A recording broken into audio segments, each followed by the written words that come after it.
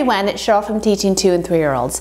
This week's theme is the same as last week's, Christmas. So there isn't any change to the classroom. So if you want to see how it's set up, you can go to my last video that I have, how to set up the classroom for the Christmas theme, and you will see how the classroom is set up.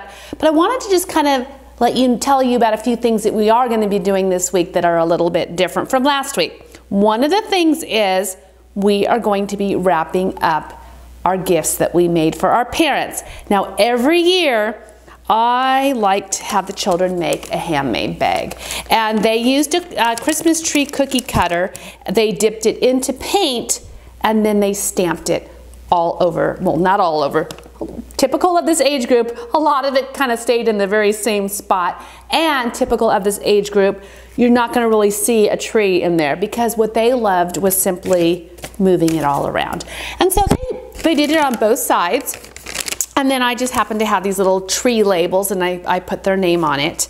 And then they helped me take their little keepsake ornament, and I have a separate video showing how we made these, so make sure to check. And they wrapped them into some cute polka dot tissue paper that I had.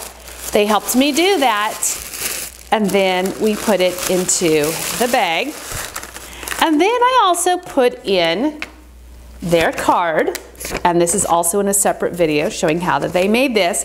They got to put stickers on it, and some of them actually they drew some little pictures on here or some lines and curves, putting their little touch on it. We're going to put that into the bag, and also their star sun catcher, which I also have a separate video showing how we made these, and so these go in there as well. And then also we're going to put our little gingerbread, golf ball painted gingerbread men are going to go inside here. And any other little things that, we're going to make one more little thing next week with using the inside of the star that I cut out from the yellow paper. I'm reusing those because, hey, we have a star cut out of yellow paper. They're going to be actually painting those and putting a little bit of like little sequins on it. So that's going to go in here as well. So basically, it's pretty much everything that they make for the Christmas season goes into their bag, and then I'm just going to tie it up, and they're going to give it to their parents on the last day. And then another tradition that we have that we're going to do this week on our last day before we break for winter break is that I've invited parents or grandparents, any special family members or family friends to come into our classroom the last 15 minutes of our morning, and we're going to sing some of our favorite songs like Jingle Bells and We Wish You Merry Christmas, and then we're going to serve cookies that the children helped make. So that's one of the things that we're going to be doing this week as well, is making some Christmas cookies that we will serve to our parents. And then I often get a lot of questions, what do I give the children as a gift? And we love Scholastic books, and as we earn bonus points, every year I get some of the dollar books, and I get enough so that I get enough for each child.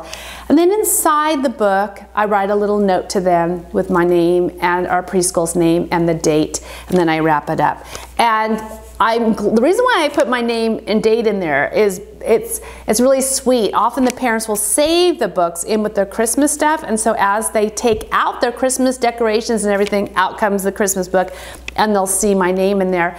And if we're on Facebook together, they will actually tag me and say, look what we found in our Christmas bin. So it's just a kind of a little memory of being with me in preschool. And if you have Scholastic books, if you do their book orders, getting the dollar books for gifts is a wonderful idea. And I love giving books as gifts, of course, because I think it's so important.